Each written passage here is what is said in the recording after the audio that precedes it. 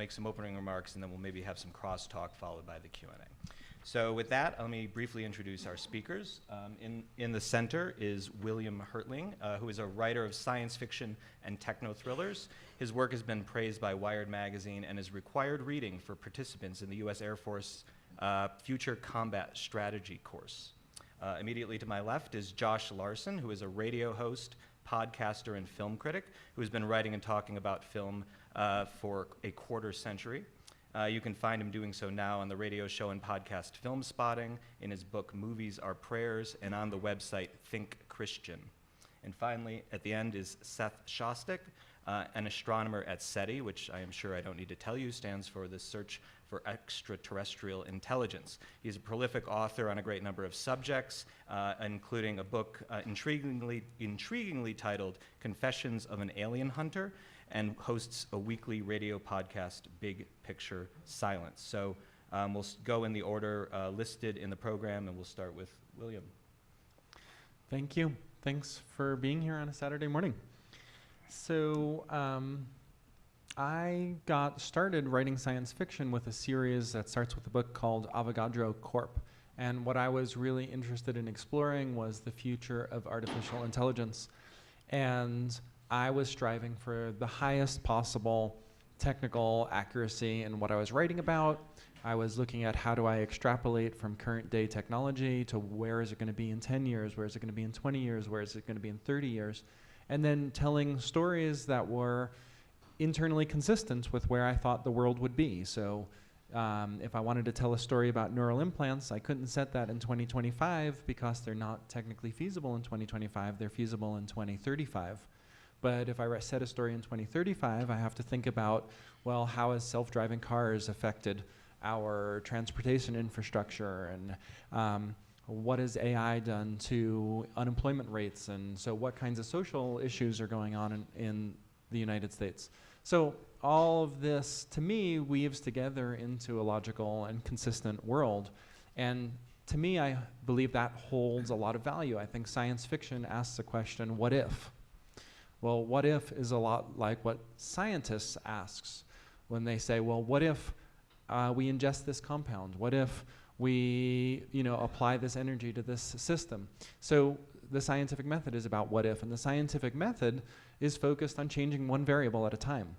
And that is what gives science experiments their validity. You don't change 100 variables in an uncontrolled fashion. And so I think that realism in science fiction has a lot of value in being able to do those kinds of experiments. What if in science fiction is a lot more interesting if we're just changing one thing and we're otherwise keeping everything as accurate and real as possible. And for a lot of people, like my kids included, they're constantly learning about the world in all sorts of different ways, but one of those ways is from media. And if they're going to be watching films, I'd just as soon have them watching things that are realistic, that they're going to learn from, that we can have conversations about. So I think that there's a lot of value in, again, having that realism in science fiction. Morning. Good to be here. Thanks for coming out. So I'm looking at this from the critic's perspective more than an artist or a writer or an expert who's going to bring that sort of background and information to a fiction project. And for a critic, I would say, is it important that the science is accurate?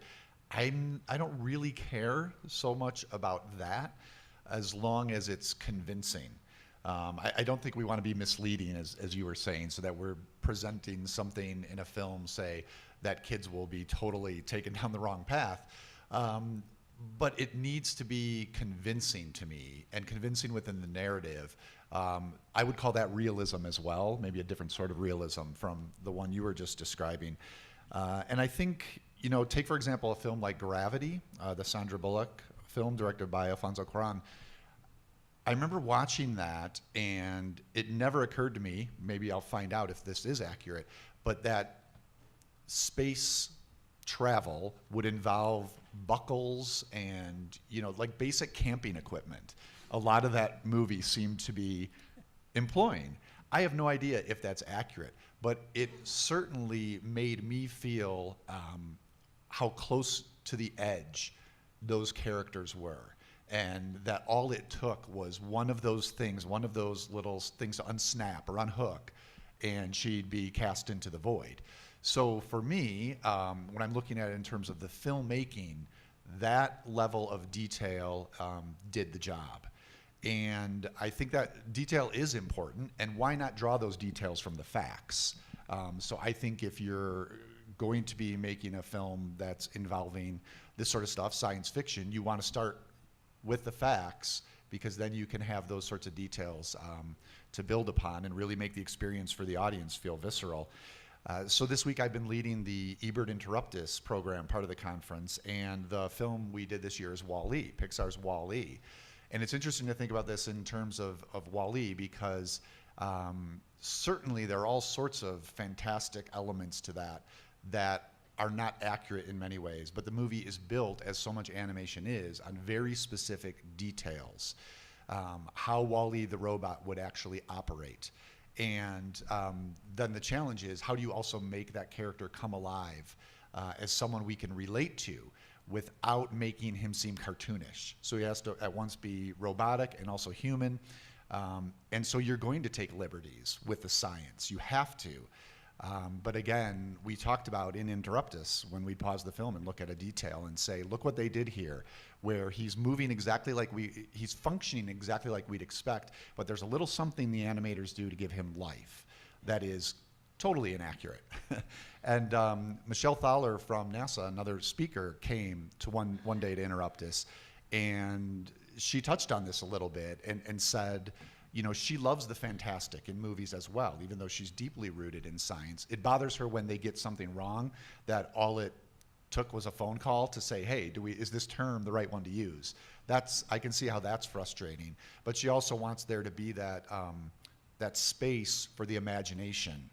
And I guess maybe science fiction is the perfect blending of the two, right? You've got those together in the same place, perhaps. Does it help if I stand up or not? Doesn't help. Nobody wants to look at me. All right. Is the science in science fiction movies accurate? No. Do I have to say any more? Okay. Of course it's not. But, I also want to investigate whether it matters. That'll be the end here. But let me just say that, give you a few examples of things that are so obviously wrong that it's pretty obvious they're wrong. For example, in Star Trek and with Star Wars, they have the TIE fighters, whatever, and they're fighting one another, and they're firing lasers, and there's some guy in the cockpit actually pushing the button, right? This is reminiscent of the Second World War. But things are going to change when it comes to warfare. We still conduct warfare by firing heavy metals, little pieces of heavy metal at one another, right? And it goes at more or less the speed of sound, or maybe 2 times the speed of sound. And that means that there's a finite amount of time between when that bullet leaves the muzzle and when it gets to what you're shooting at. And that amount of time is enough for something to get out of the way in many cases. But as soon as you go to energy-directed weapons, in other words, lasers, for example, right? And people have been working on this for a long time, but they're actually making some progress. When you do that, now the bullet's going at the speed of light. And you can just work out, just look at those TIE fighters chasing one another around. You can make a bit of an estimate about how fast they're going, right? Many thousands of miles an hour, but still. All right, so how much time is there between hitting the button and that laser beam actually getting the TIE fighter? And the answer is, it's a tiny fraction of a second. Okay, so that means if you have the computers, get rid of the person in the cockpit. That's just something vulnerable you don't need, right? Just have the computers doing it all, and they will never miss. Right? They'll never miss. So, that kind of takes the fun out, but, that's inaccurate. Also, it always amused me in Star Wars that for transport on some of these planets, they ride animals. It's amazing. It's in the future, but we're going to ride this giant animal. I don't know how we're going to feed it. It's all snow around here. All right. I was a consultant for The Day the Earth Stood Still, the remake. Anybody see that? Nobody saw it. Right? One guy, you should be ashamed. That film was terrible. Every movie I consult for has been terrible, and I'm beginning to think there's cause and effect. But I don't know. But there, the first thing they had me do was redline the script, right? And I remember when they first see this spacecraft with Keanu Reeves in it coming into the solar system, and there was a line in there, Professor Fudnick. There's a there's a bolide on a hyperbolic trajectory entering the solar system at 3 times 10 to the 7th meters per second. So I scratched that out because they said, we want the dialogue to sound like real scientists. So I scratched it out and I wrote instead, Bob, there's a goddamn rock headed our way, right? But if you go see the movie, what they say, they said, Professor Fudnick, there's a bolide on a hyperbolic trajectory. They reverted to the original language because they thought that's what scientists should sound like. They've obviously not worked in the field. Okay, there were many other things I could actually tell you. They're all somewhat amusing. If you see the film, there's a scene where there's a blackboard with all this physics written out on it, and finally the Earthlings prove that they know physics, so we'll not destroy them. You might think about that, whether that makes sense. Anyhow, it's all in my handwriting. There's secret messages there. Arrival. Anybody see Arrival?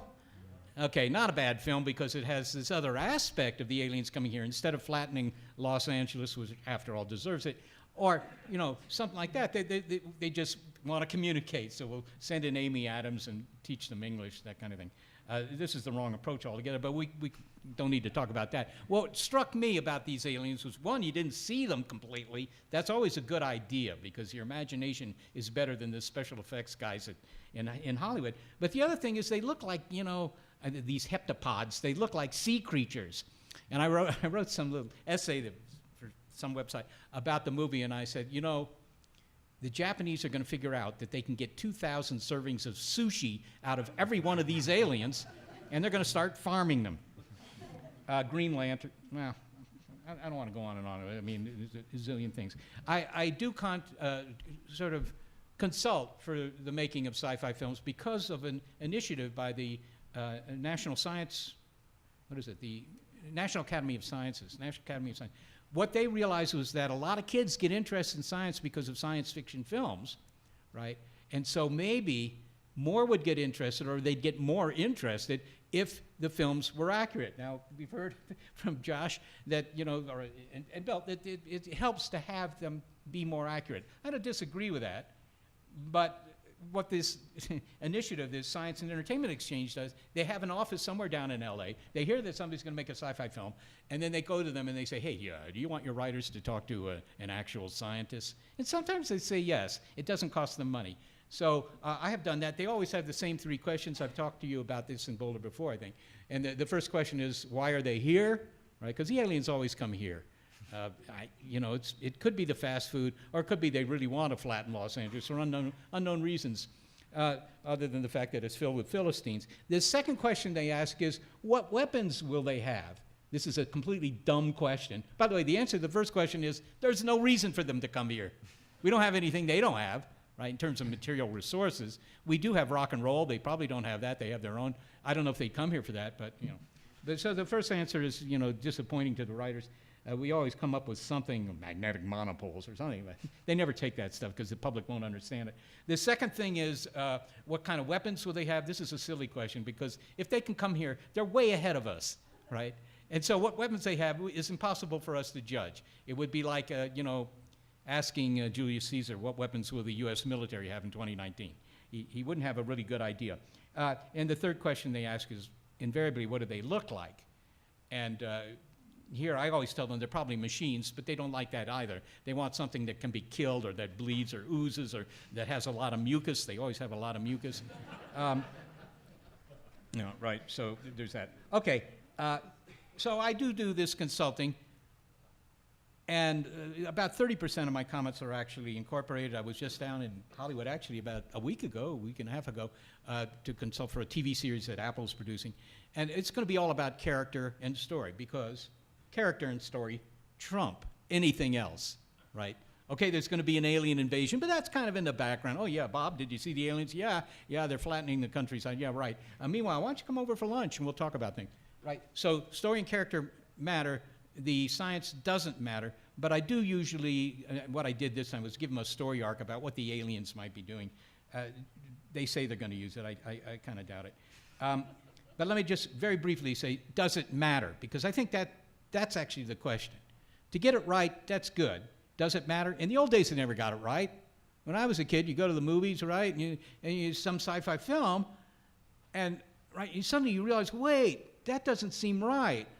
But the film's coming off the supply reel at 90 feet per minute, running through the gate. You can't back it up. It's gone. It's gone. But today you can back it up because you're looking at, you're streaming it.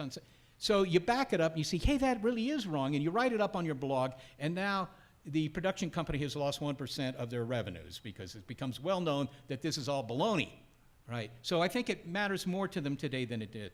But I don't think it matters for the audience. I agree with that. I mean, I've never seen kids stand up in the middle of a film and say, man, that's just wrong. I'm not going into science, and I'm certainly going to leave the theater now.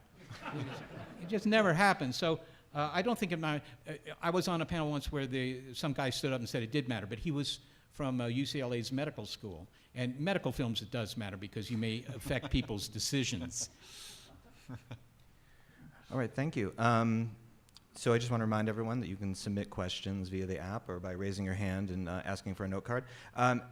One of the things that I heard, and this started with Seth, in all of your talk, there may be a question of accuracy versus convincing, right? There might be a question of, does it seem science-y versus is it actually science? And this is an old question in science fiction criticism. We used to talk about cognition, which is this could plausibly happen. This is possible given what we know now, versus a later idea called the cognition effect. And I just wondered if I know it doesn't matter certainly, and I agree in terms of entertainment, but at the same time, when does science fiction maybe turn from basing itself in some kind of science, which is ideally a search for truth, versus something science-y, which sounds like sophistry? Right, which sounds, it's an attempt to convince somebody of something that's not real versus an attempt to show someone something that is. Well, they say that science fiction, now I'm talking about cinema science fiction because we're not talking about written science fiction here, but cinema science fiction, the hero is the idea, right? So if the idea has absolutely no basis in science, if it isn't at least plausible, then you probably don't have a very interesting film. It only has to be plausible. It doesn't have to be right. It's like computer animation. We used to do computer animation. We didn't ever get anything right according to physics, but it looked good, plausible. Well, you're almost describing the shift towards away from science fiction into fantasy, and I guess maybe there's an issue if it's a film or a novel that's supposed to be rooted in the scientific and then takes that leap. But I think there's also something, as you were describing, Seth, the older films and watching those and revisiting them now. There's something fun about looking at what was the speculative science from times before. From like some of these 50s sci-fi movies or something like Them with the giant ants. And of course, that's not rooted in actual science, but it's using scientific ideas and principles. And you kind of know on the surface when that movie first came out. I don't recall the year. I think 50-something. 54. Okay, thanks. And that it's ridiculous then, right? But then to watch it today, it's even more so. But it's interesting to think about what sort of fears, maybe legitimate fears, were underneath that fantastic story, and whether those are legitimate now or not. What do you mean unrealistic? I mean, ants 8 foot high at the shoulder invading the sewers of Los Angeles? You think that's implausible? There were several films, I don't know, several films that were made at about the same time because, there were nuclear tests, and everybody knew nuclear tests were going to mutate critters. Mm-hmm. And so that's what happens. That's the storyline, right? There's a nuclear test, and suddenly these little ants that are just running around doing their ant thing suddenly become 8 foot high at the shoulder. And they want to do something worthwhile, as ants do. So the queen flies to the west, and eventually these ants entrenching themselves in the sewers of Los Angeles. And the guy who eventually became Matt Dillon goes in, with flamethrowers and cooks them. But, I mean, it's going to interfere with taking a shower, for example, because the water's going to back up, because there are all those ants in the sewer. But it doesn't make any... It didn't actually happen in the movie. But it doesn't make any sense. Let me just tell you why it doesn't make any sense, right? You take an ant, and you make them 10 times taller than these things are 100 times taller, but make it 10 times to make the math simple. Make it 10 times taller. Okay, now it's going to be stronger as an ant because the strength you have depends on the cross section of your muscles. So the muscles are now 10 times broader and 10 times higher. So now this ant, he's 10 times higher, but he's 100 times stronger. That's a strong ant. But unfortunately for the ant, he's 10 times taller, 10 times wider, and 10 times deeper. He's 1,000 times bigger. He's 1,000 times heavier, but only 100 times stronger. So his power to weight ratio has gone down by a factor of 10. So if you scale him up 100 times, right, I mean, this is really serious. That ant would collapse in an unappetizing heap. And that was true for all these monsters, spiders, squids taking on the ferry building in San Francisco. It didn't make any sense, but you didn't hear a lot of critics saying, this violates scaling laws. Well, that's not what's not interesting about it, right? What's interesting is the fear that's underneath the nuclear thing you're talking about. And 54 was the same year as the Japanese version of Godzilla, same fear. And that one looking more directly back to the bombing of Hiroshima and Nagasaki, so rooted in like real stuff. So I guess my question would be, do you feel that movies like that, which are ridiculous scientifically, but exploring a real fear in a silly way, is that harmful? Is that where we say it's fomenting a fear of nuclear science that maybe is not legitimate, not accurate? Well, that's not a question for me personally, but I don't think so, actually. I don't remember a sudden, protests in the street. Developing nuclear weapons could result in backing up of our sewers or something. I mean, I don't remember that. So let me ask a question, actually. Is there a class of science fiction in which the realism is more important? So in other words, is the movie about the ants purely entertainment, but there are other movies which have a higher purpose where the realism becomes more important? Well, Theodore Sturgeon's famous for saying that 90% of everything is crap. So there's a long-standing debate in science fiction, of course, about what should be counted as, truly science fiction rather than just fluff that is entertainment. And it goes back, at least probably into the 1930s. Let me try to offer at least another way of thinking about that question, because that's interesting. You can also ask the same question about historical accuracy in films. So what do we think about the movies that combine the two? So something like Apollo 13 or last year's First Man. Is it more important that those which are recreating actual scientific missions get exactly what is right, what happened, the terms that were used, the way, the chain of events that took place, or is it okay for those to fudge it in the name of what I began with to make it more convincing? Is that another class? Do you think that's another class? Well, I mean, I kind of rail at the thought of applying moral standards to Hollywood, because anybody who deals with Hollywood knows, I mean, it's a business, right? It's a business. And so if it's totally correct and culturally beneficial, but doesn't make money, it doesn't matter. It doesn't matter. That's the last show they'll make, right? So it has to be appealing. And there are rules for storytelling. I mean, these were worked out by the Greeks 2,500 years ago, right? So if the actual historical events don't have a very good storyline or the characters are uninteresting, they will pervert it. Personally, I don't have any trouble with that, because I think that the value of the film is not in teaching you history, for example, or science. Right? If you're getting your science education, or for that matter, your history education from the movies, it's time to think again, because they're not good at that. But what they do, and this is, I think, the big value for sci-fi, is they get particularly young people, interested in the subject matter.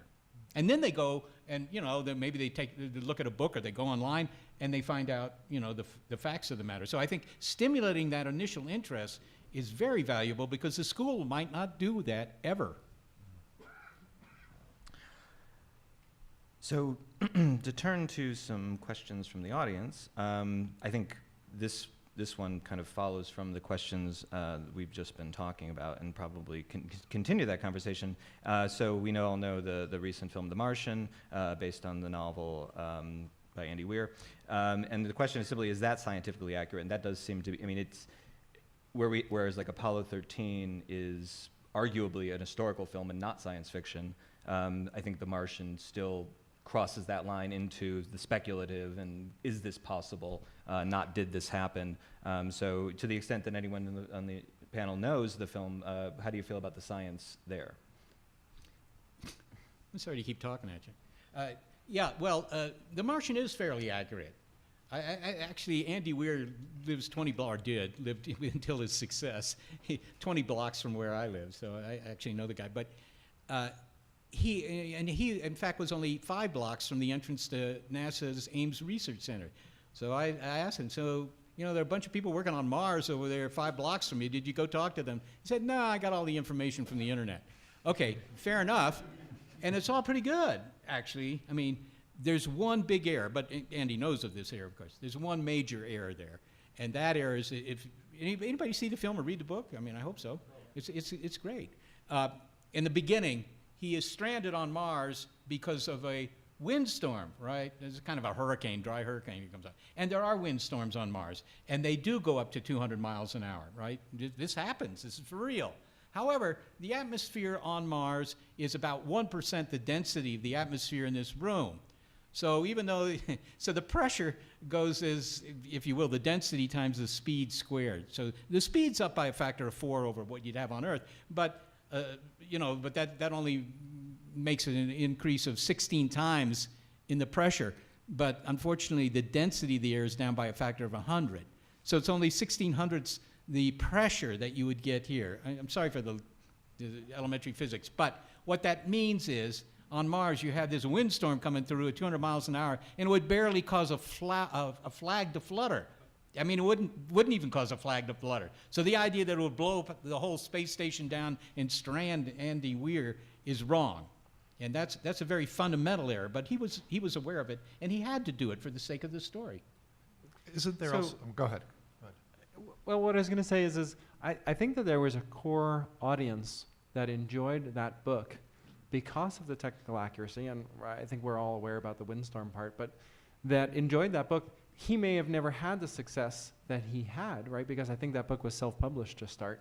He may have never had the success that he had if he hadn't attracted that core audience who was into the technology of it, who was into, the competence porn aspect of, an engineer doing engineering things, right? And we may have never seen the film if he hadn't had the technology right, in which case, just getting to the screen, it mattered. Yeah, and I do remember that being part of the conversation around the film, is that for a science fiction film, this got it better than most do. I was just going to add, because The Martian came up at Ebert Interruptus when Michelle Thaler was there from NASA, and I hope I'm not getting it wrong, but isn't there something else about the radiation levels on Mars would not allow for any sort of like tent structure for him to survive like that, where he was farming pretty much within a tent? It would have to be an underground system where he would need to live to be able to even survive. She mentioned something like that at Interruptus. Yeah, I don't think that's such a big point, because he wasn't on Mars for a long period of time. Obviously, he's getting radiation exposure, but I think maybe a more serious problem was growing potatoes. I mean, I like potatoes, but it turns out there are chemicals in the soil, if you will, of Mars that wouldn't allow you to grow potatoes. You'd have to grow something else. Brussels sprouts. I don't know.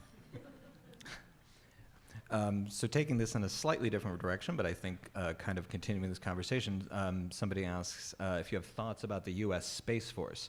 Not a science fiction film, but clearly, I mean, just the very name implies a familiarity of the average U.S. citizen with science fiction, that we can immediately, like, Space Force, oh yes, I know what that is, I've seen that movie. And I mean, I guess that's the question, but I wonder, is there a question, there's certainly questions of plausibility given our current, technological and scientific state, and, the plausibility of, or even the necessity of having such a thing when it seems like probably most of our problems are situated still on this blue marble. Well, I mean, we already have military assets in space. Everybody knows that. And they're mostly reconnaissance kind of things, but also communication. And, that you can have good communications in a theater of war and so forth and so on. So this is, in some sense, is kind of a bureaucratic thing. The thing that scares me about it, actually, the most is what I alluded to earlier, the idea of having directed energy weapons. right? Because if you have, if you will, a laser cannon in space, you can target anything on Earth and it gets there in a very small fraction of a second, right? Now, there are problems if there are clouds and all this stuff, but you make it infrared. I mean, there are ways around this, and the military's been thinking this for a long time. But what this does is it essentially eliminates all thinking time between an attack and a response to an attack, right? And so, no longer do you have missiles coming in. At least you have 10 minutes, right, or 20 minutes. But here you have no minutes. And that strikes me as a dangerous part of it, because now suddenly all the decisions about the prosecution of this aggression, whatever it is, are being made by machines and not by people. I mean, it seems like maybe sometimes we take all the wrong lessons from science fiction films. Like, people see them like, hey, we should do that, but they don't think about, like, what good science fiction films often do is question, like, your scientists thought so much about whether they could, they never stopped to think about whether they should. The very famous Jeff Goldblum line. Yeah, so it's an interesting problem. I just think, your comment about that people hear that term alone and are already on board is an indictment of perhaps some science fiction, that it's made it so presumably easy, presumably thrilling, and also presumably for the good, because there's very few science fiction movies where the quote-unquote bad guys use the technology to win. Usually it's the good guys who we associate ourselves with. So this isn't to blame science fiction, but it does perhaps ease the path towards quick acceptance of something like a Space Force.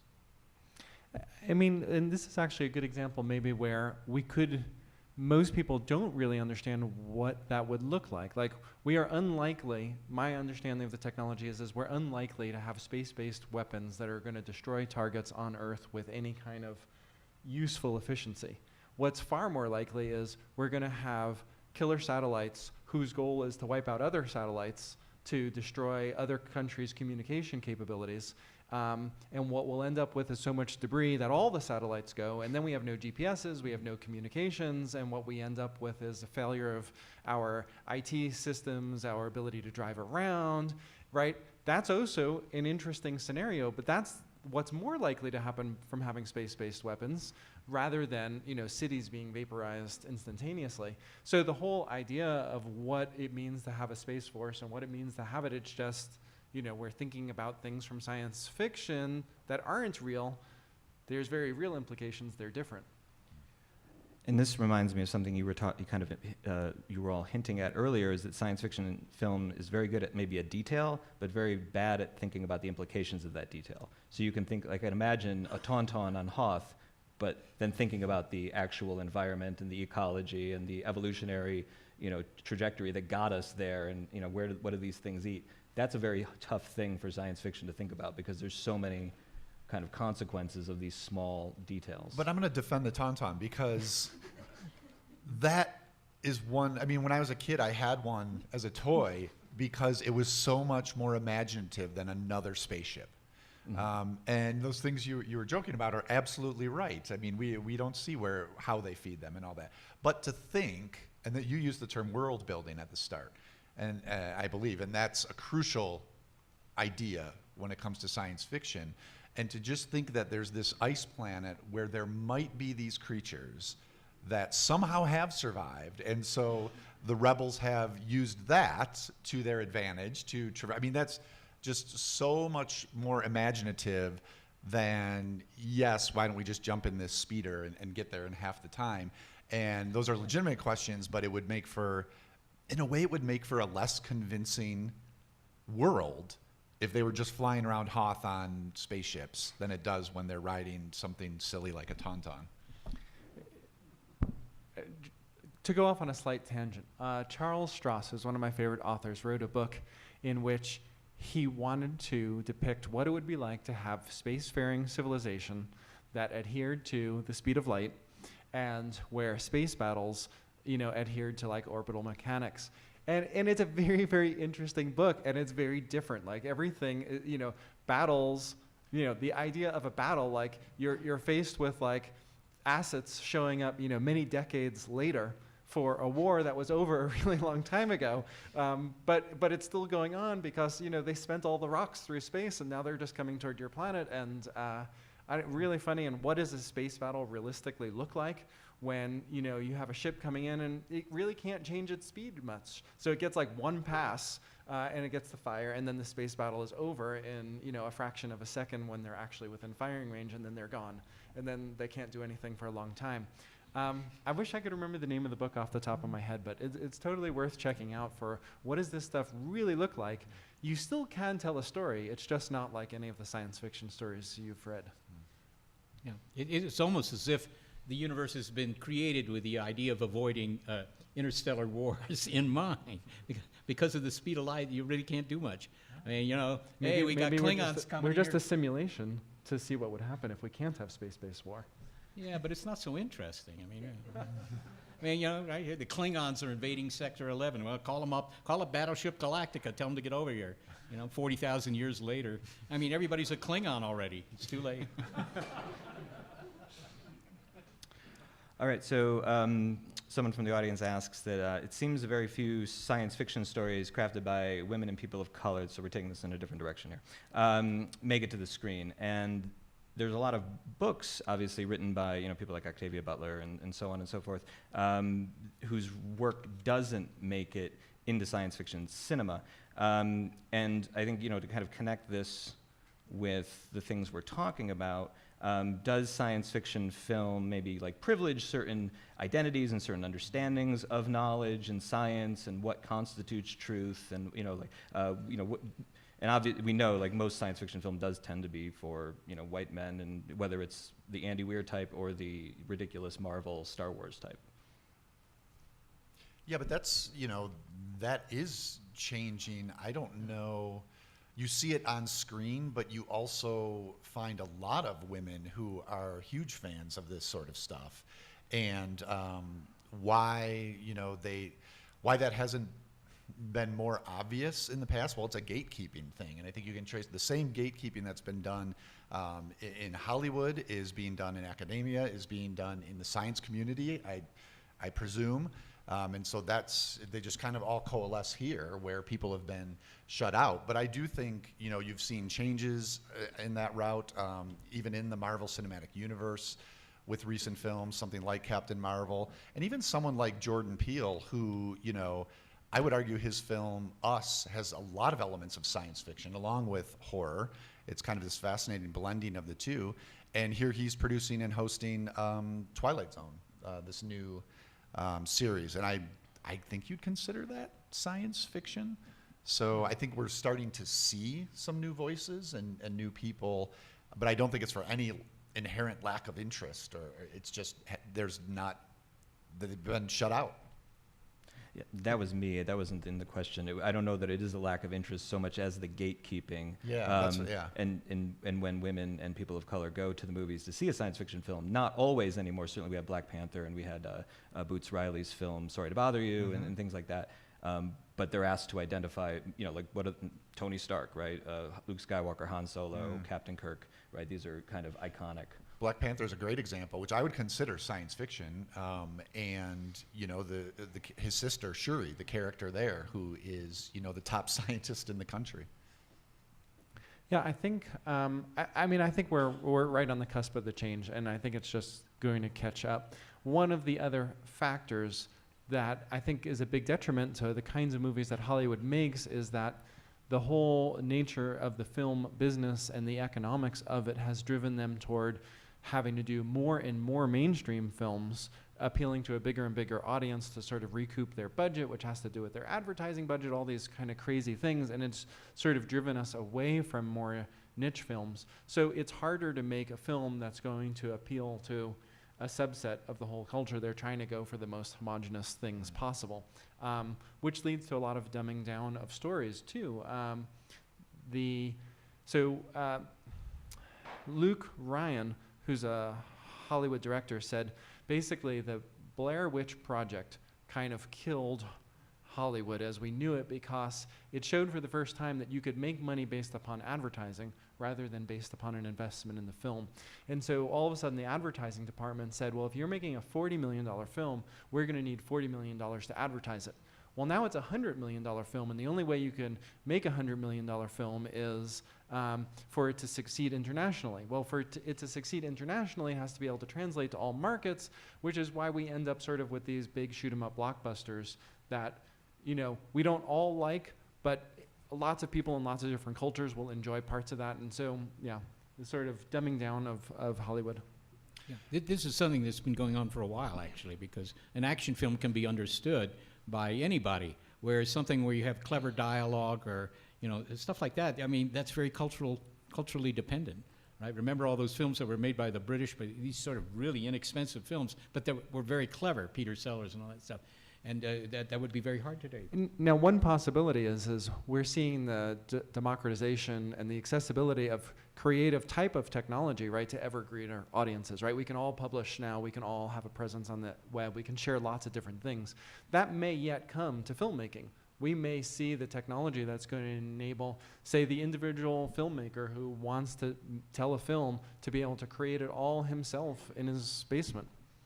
Yeah, and I think you're right when you say on the cusp of big change, and your comment about global box office and stuff made me think of, this relates to Black Panther too. You know, there was always the myth that a big action film that was going to perform globally could not star an African-American actor, and Black Panther proved that to be ridiculous.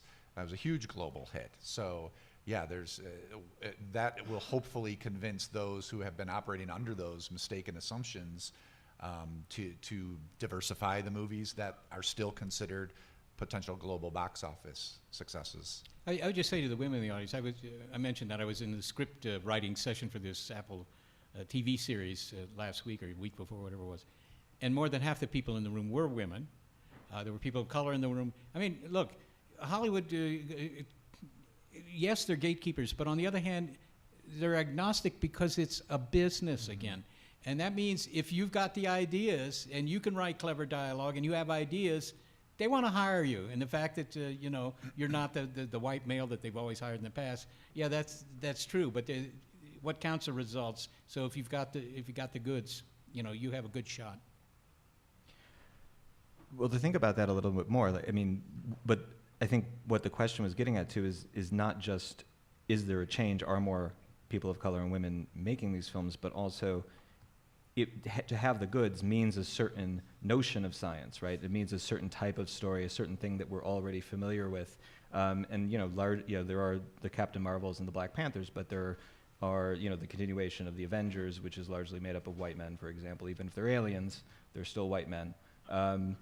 And the idea is that certain types of stories get privilege that center those identities, but not just those identities, all of the tropes and all of the conventions and all of the baggage we inherit from, I don't know, 70, 80, 90 years of science fiction film.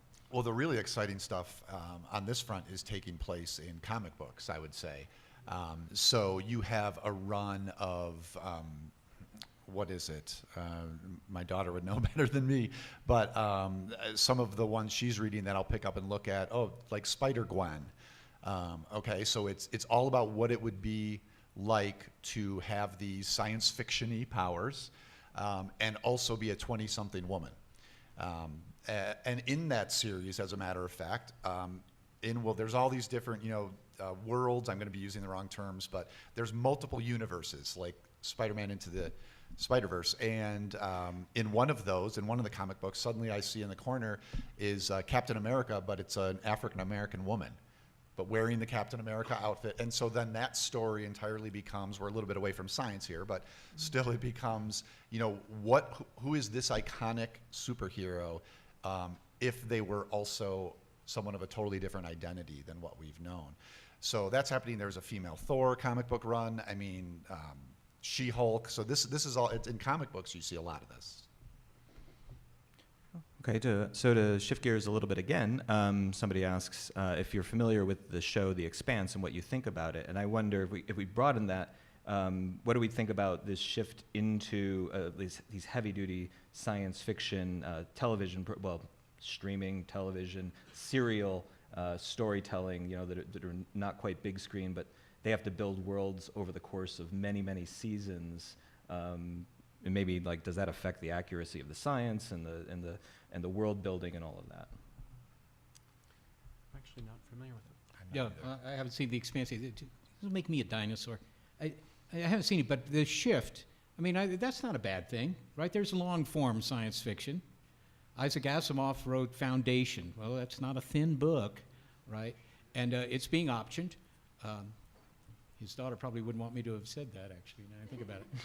But in any case, there's material there, good material, that can, withstand a season or two, right? There have been lots of science fiction films that have been extended over long periods of time. I don't know that it affects the accuracy. You have to have a very good basic idea, but the rest, it's embellishment with science details. So I don't see that as an impediment at all.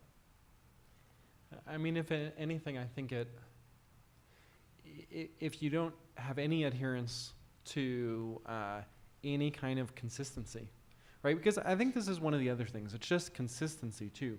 The idea that we have a black female Captain America becomes this interesting what-if experiment when the other details are held consistent, right? When everything's changed, now also making Captain America a black female, we don't actually learn anything about that, right? So I think that from a television show, there needs to be some consistency over time for it to be a useful sort of thought experiment, for it to provoke us intellectually. If it doesn't, it can still be entertainment, but it's just not going to be very thought-provoking. All right, so question, do you think, and I know you've talked about this a little bit before, but I think that the question actually takes us in a little bit different direction. Do you think there's any importance to science fiction getting science wrong or incorrect? But the interesting part here is, does this incorrectness, do you think it actually influences science? Not necessarily in a bad way, but does the wrongness in a science fiction film maybe give science ideas about new directions to go in that it might not have otherwise had? Yeah, that's a long-standing discussion, whether scientists are inspired by science fiction to try to develop some new science or maybe at least some new technology.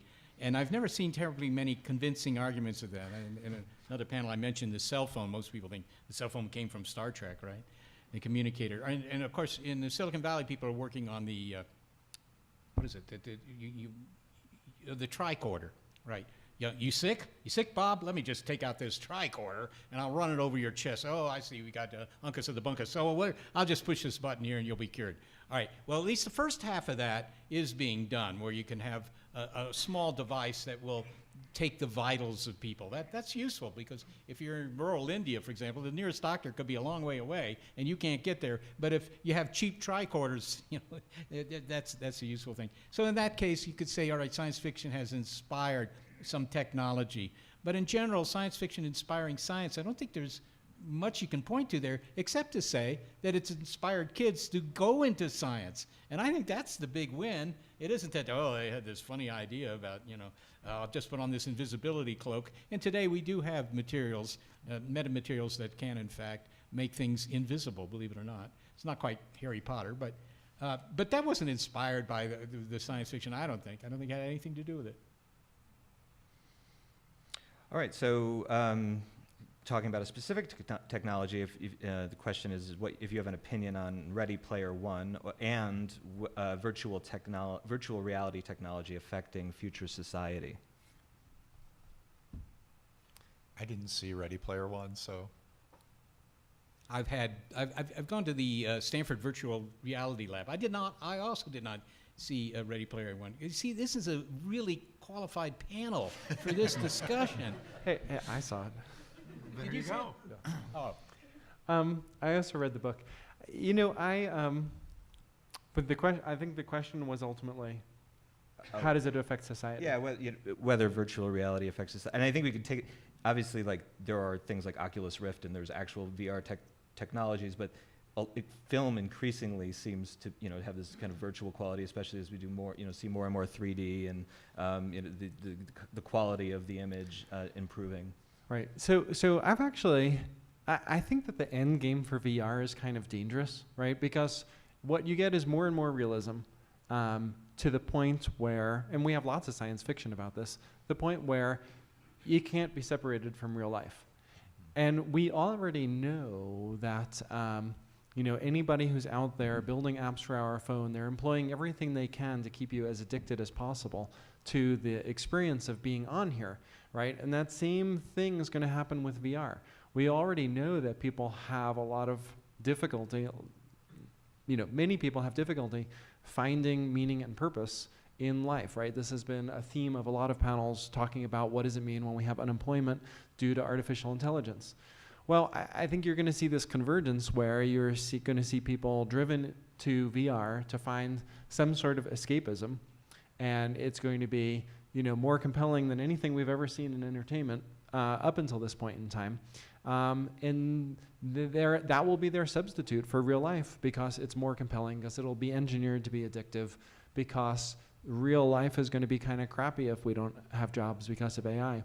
So I think, VR is kind of scary. All right, I'm going to disagree with you just to try and inject some energy into this panel. I wrote a paper in the early 1990s where I tried to predict when imaging technology, which is to say video basically, had enough resolution and everything else, bit depth for the colors and 3D and all that stuff, angle of view, that it would mimic what you see with your eyes. In other words, if you were looking at the screen, you couldn't tell that it was a screen. It looked like you were just looking into the world. It was as good as the world. And, worked out how many bits per second that is and stuff like that. And so that allowed me to sort of predict when we would do it. And it turned out to be like 2024. You could do it in the lab. I mean, 8K video is already coming down the pike. Now, I don't think that that's going to be any more dangerous than 4K or 2K or what we have now, 1K, right? Having more realism isn't actually the thing that you pay attention to. I did a story for our radio show. I went over to the VR lab at Stanford, and you put on the goggles. The thing is, the headsets used to cost $20,000, and now only cost $200 because there's a commercial application for VR, Oculus Rift, whatever. And they had done an experiment where they wanted to change social attitudes toward the homeless.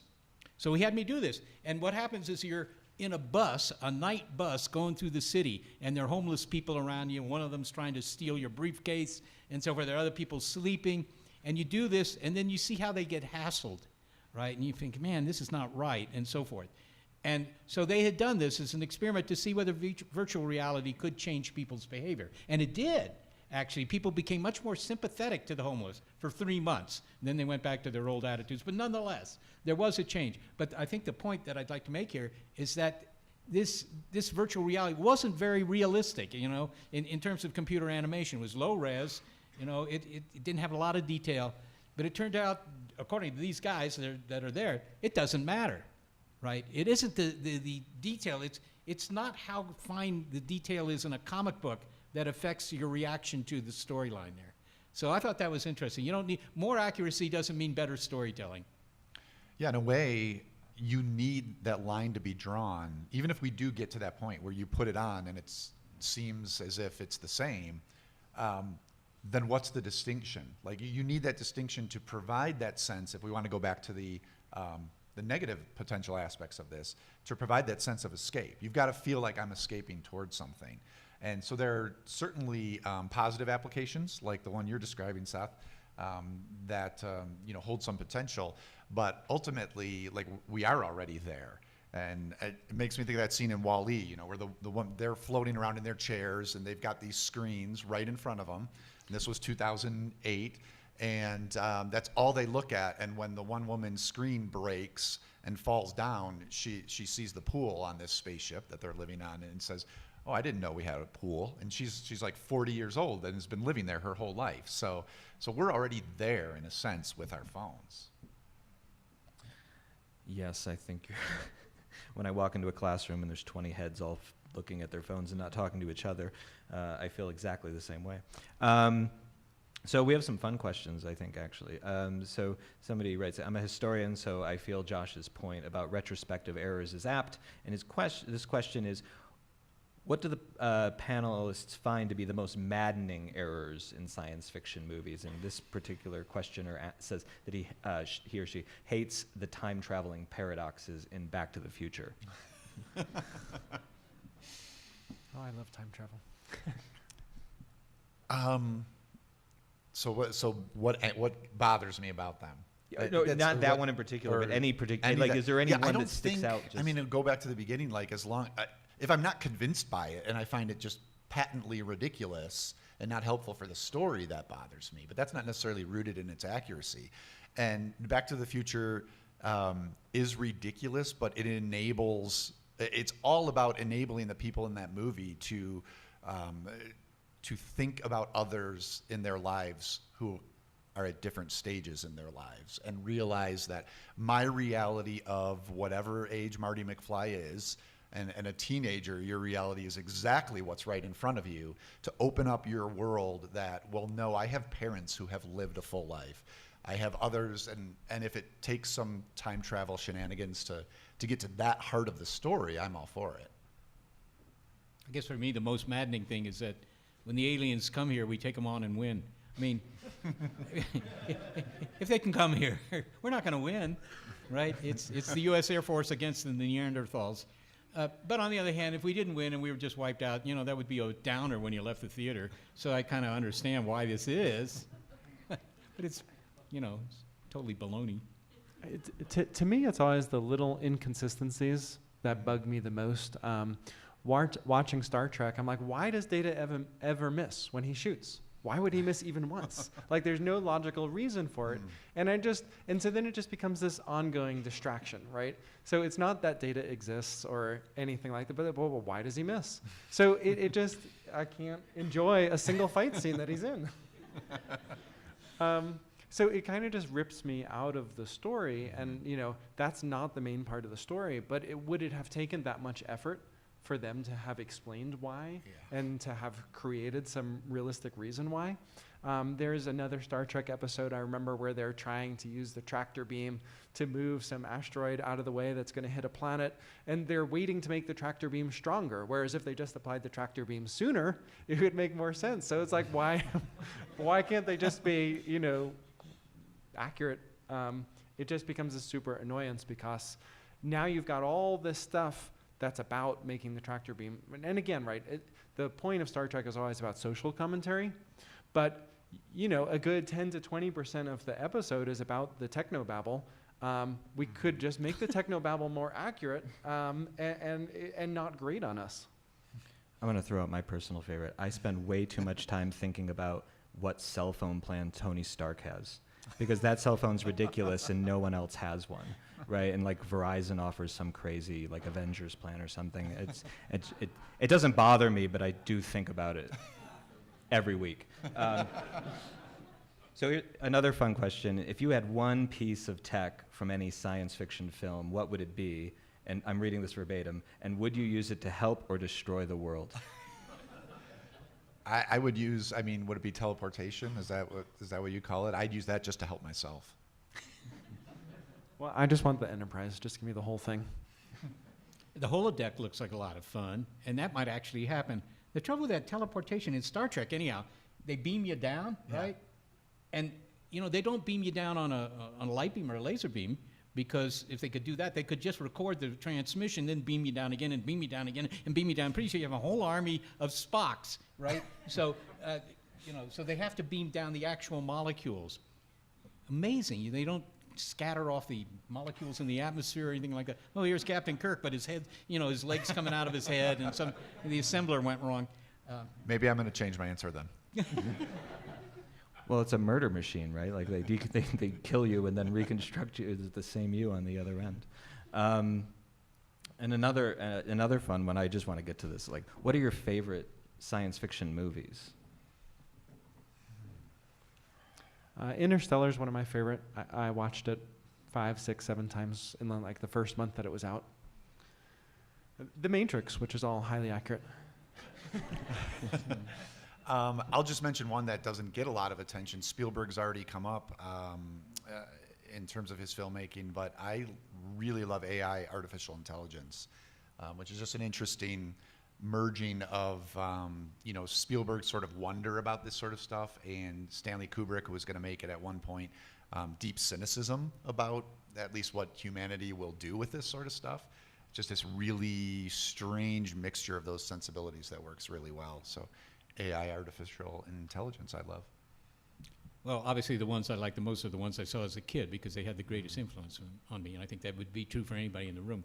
But I did like the Alien series, particularly the first one, because it was a haunted house story, and these aliens had they really had dental problems, but And lots of mucus.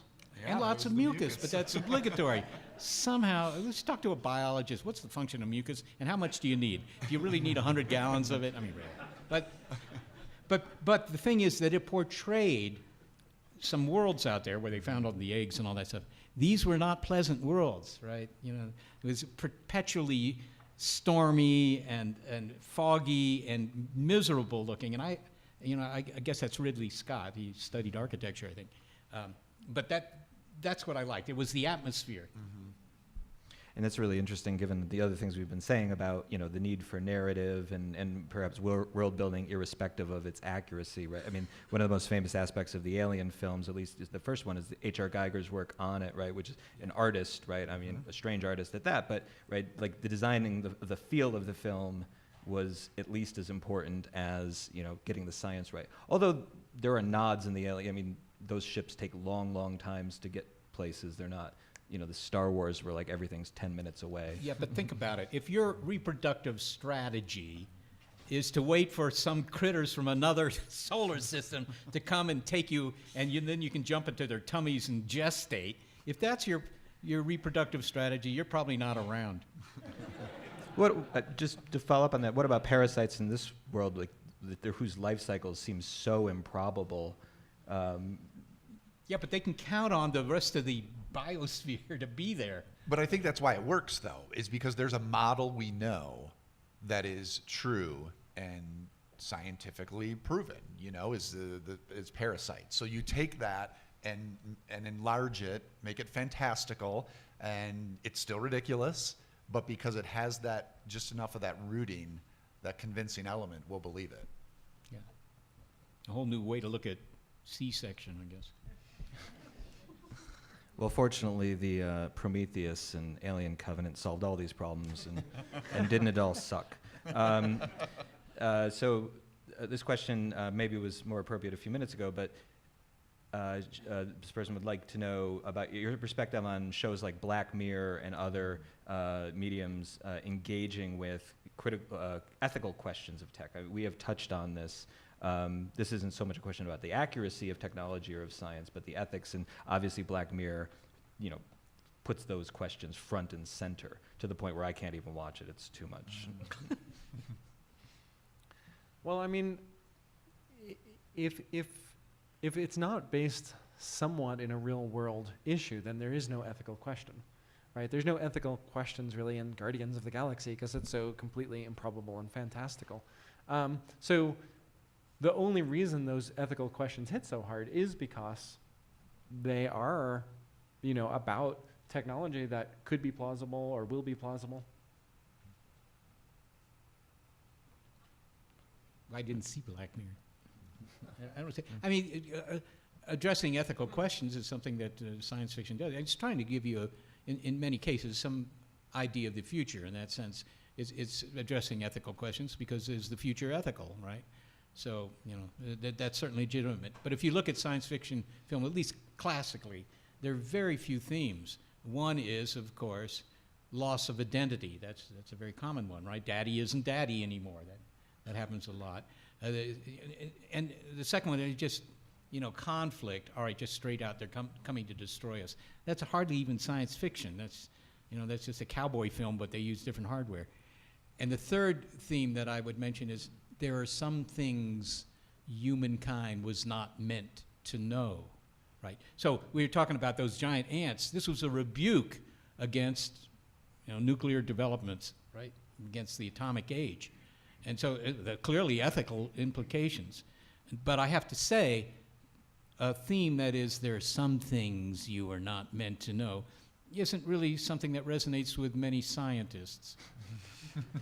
Well, just to go back to the theme of conflict, right? Conflict is usually not about the conflict, but it's about, at what cost will we win? At what cost to our humanity? At what cost to our society? So that's where it becomes relevant. Well, and science fiction can be a place for the community at large to wrestle with those questions, which scientists may be in the scientific community. What are the ethics of this level of experimentation? But then you get something like Gattaca, the Ethan Hawke film from a couple decades ago now, I think, which is asking the questions about test tube babies, and gene modification and things that are, closer now than they were then, but that became part of the larger ethical conversation in the culture. It takes science fiction sometimes to push that. Interestingly, science fiction films never narrate the ethical discussion before the fact, right? It's always like, I can't think of a single one, and nobody wants to sit around watching institutional review boards do their thing, but it's always after the fact, right? When they show up at Jurassic Park, there's already dinosaurs. It's not like they weren't brought in to debate that. And Black Mirror is a show set in a world where like these problems already exist. You don't get to see like, should we do this or should we not do it? Can you think of any films that don't just deal with the ethics once the horse has left the barn or once Godzilla's rampaging through Tokyo? Well, that's usually the climax, right? So I would say it's the Frankenstein model. A lot of the narrative is, is this right? Why am I doing this? Should I do this? And then the book, movie picks up when they do. Yeah. Yeah. I think that's just good storytelling, right? Jurassic Park. Hey, should we make these dinosaurs? No. What kind of story is that? Right? But somebody must have asked the question, right? And then somebody else must have said yes. Yeah, I'm sure they did. And, I think it's kind of a nifty idea. I do feel like there's some AI film, but I just can't think about it. But I feel like there's some AI film where they debate whether to turn it on beforehand, but I just cannot picture what it is. There are some things humankind was not meant to know. That's what these things all are, right? You're messing with, you're bringing back extinct species. We were not meant to do that. Well, we have about 2 minutes left, so would anyone care to wrap up, summarize, offer a final thought? Somebody play us out. We need some 8 foot high at the shoulder creature to walk into this room and get it energized. I think the biggest thing that I'm coming out of this with is just there's a difference between that which is meant to be purely entertainment versus that which is meant to be, like Gattaca, serious and provoke an ethical conversation. And certainly in the latter, having some realism, having some grounding in technology and actual issues is fundamental. Otherwise, it's just not an ethical question. How many of you actually go routinely to cinema, sci-fi, go see films like this? When you think about it, it makes up a large percentage of the major film that- releases out there. It's Yeah, kind it of the didn't used to be. dominating genre, yeah. Yeah, it didn't used to be. It was like 10% of all films. It was a niche genre. If you look at the 100 highest grossing films of all time, depending on how you count science fiction, it could be as high as like 80 or 90 of those films. That's right. And in the top 10, I think it's only Titanic, a totally different kind of fantasy, that's not a science fiction film in some plausible sense. All right, well, thank you everybody so much for spending your Saturday morning with us. Thank you.